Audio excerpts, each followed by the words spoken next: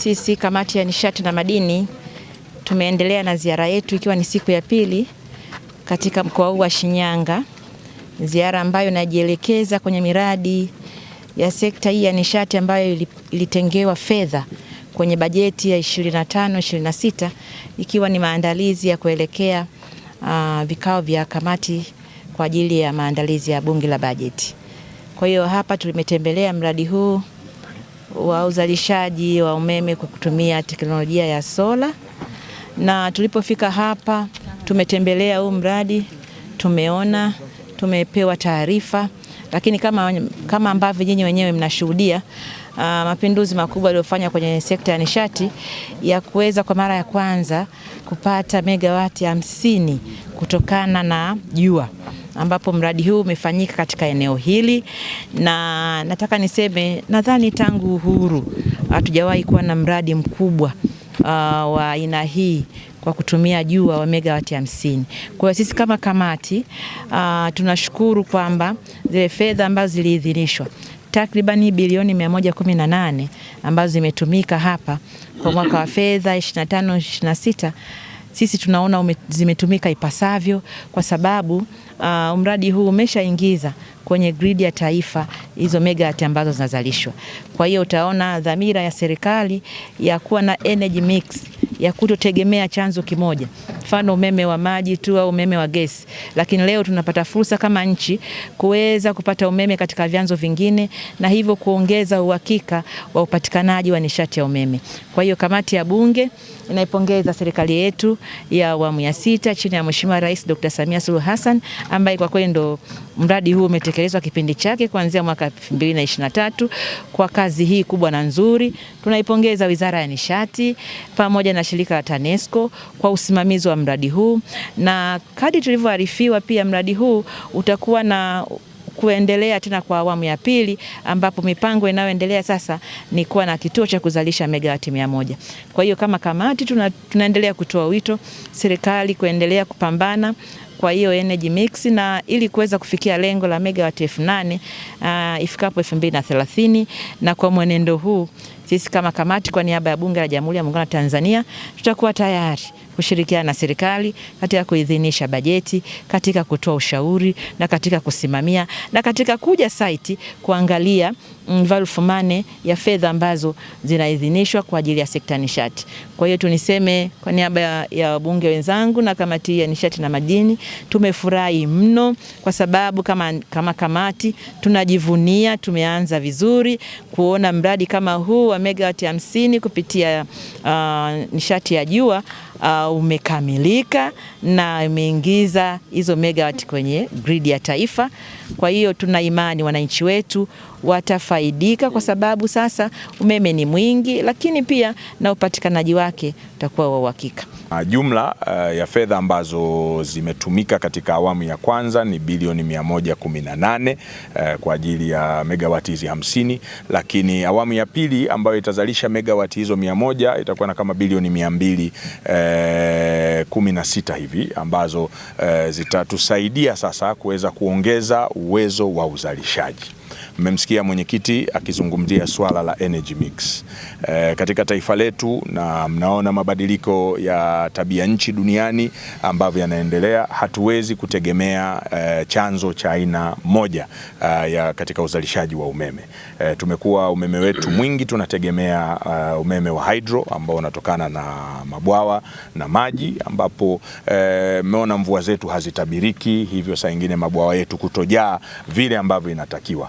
Kwa hiyo ni jitihada kubwa ya serikali ya awamu ya 6 iliweka kuhakikisha kwamba tunapata umeme kwa njia mbalimbali ikiwemo ya sola, na mradi huu ndio maana ukaanza mwaka 2023 kwa kuanza kujengwa, lakini katika kipindi cha 25-26 mwaka wa fedha imelipwa karibia bilioni 80 hapa kwenye mradi huu.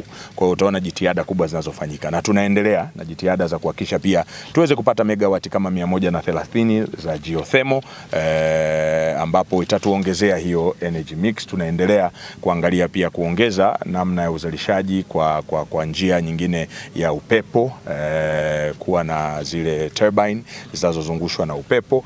Hii yote ni kuhakikisha kwamba Mtanzania anapata umeme wa uhakika, na mpaka ifikapo 2030 tuweze kuwa tunazalisha jumla ya megawati 8,000. Kwa hiyo ni kazi kubwa ambayo inafanywa na serikali ya Daktari Samia Suluhu Hassan na kwa usimamizi wa karibu wa Bunge la Jamhuri ya Muungano wa Tanzania, kwa sababu wao ndio waidhinisha budget, wao ndio wanaokuja kuona kwamba je, yale walioidhinisha yanatekelezwa. Na nashukuru mwenyekiti, mmejionea wenyewe na wajumbe kwamba fedha mlizoidhinisha kwenye budget zinafanya kazi huku field. Ungana na waheshimiwa wabunge, kamati ya nishati waliofika hapa katika mradi huu wa umeme jua, na ni kweli mradi huu unaenda vizuri kama walivyojiridhisha waheshimiwa wabunge.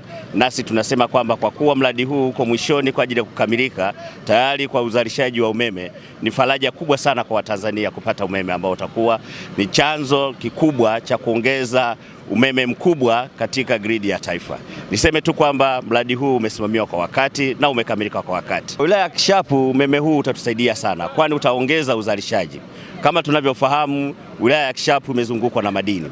Hivyo vijana wengi, wananchi wengi wanafanya kazi za uchimbaji. Hivyo watakapokuwa wamepata mashine ambazo zinatumia umeme, zitawasaidia sana kurahisisha uzalishaji wao katika uchimbaji wa madini. Lakini bado tuna mifugo yetu. Sasa kutakuwa na viwanda, watu wataanzisha viwanda hapa, ili hitaji la umeme mkubwa kwa ajili ya kuendesha viwanda vile itakuwa ni rahisi sana. Pamoja na hayo, bado tuna jineri za pamba ambazo na zenyewe bado zinahitaji umeme. Hivyo umeme, upatikanaji wake utasaidia sana wananchi kwa ujumla. Watafanya shughuli zao kwa uzalishaji huu wa umeme mkubwa ambao utakuwa umeongeza kwa wilaya ya Kishapu, kuhakikisha kwamba uchumi unapanda wa mtu mmoja mmoja na taifa kwa ujumla. Tuna miradi miwili tumetembelea leo. Mradi wa kuzalisha umeme kupitia nguvu ya jua pale Kishapu na hapa kwenye kituo cha kupoza umeme. Ule mradi wetu wa kuzalisha umeme kwa kupitia jua wa Kishapu, megawati 50 awamu ya kwanza, tuko kwenye hatua za mwisho kabisa, lakini kikubwa kwa sababu watu wanataka umeme wa Watanzania kutoka kwenye mradi wa umeme jua umeshaanza kuzalishwa na umeingizwa kwenye grid. Tuna wiki ya pili sasa tumeshaanza kufanya hivyo. Ule mradi Mheshimiwa Rais ametoa kiasi cha fedha za Tanzania bilioni 118. Tunatekeleza ule mradi na wadau, mfuko wa EFD kutoka Ufaransa, jitihada za Mheshimiwa Rais za kukuza diplomasia ya uchumi, bilioni 118. Mradi wa umeme jua umekamilika na umeme sasa unaingia kwenye grid. Pale muda si mrefu tunaanza kutekeleza mradi mwingine wa umeme jua megawati 100, shilingi bilioni 204. Serikali ya awamu ya 6 imewekeza kwa kushirikiana na wadau wa maendeleo AFD kutoka Ufaransa. Hapa tulipo ni mradi wa kituo cha kupoza umeme Ibadakuli Shinyanga. Hiki kituo kinakwenda kuongeza nguvu. Hapo mbele kuna kituo kingine nafikiri mnakifahamu ambacho kinafanya kazi. Kwa hiki kituo kitakuja kuwa kituo kikubwa zaidi ya kile.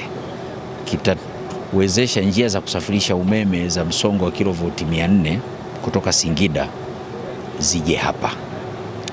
Kwa hiyo uwezo wa sisi sasa kuhudumia watu wa Shinyanga, Simiyu unakwenda kuongezeka, kwa sababu kituo hiki kitakuwa ni kituo kikubwa kuliko kituo tunachokitumia sasa hicho hapo mbele. Hapa kutakuwa kuna njia ya kusafirisha umeme msongo wa 220 kutoka hapa kwenda Simiyu.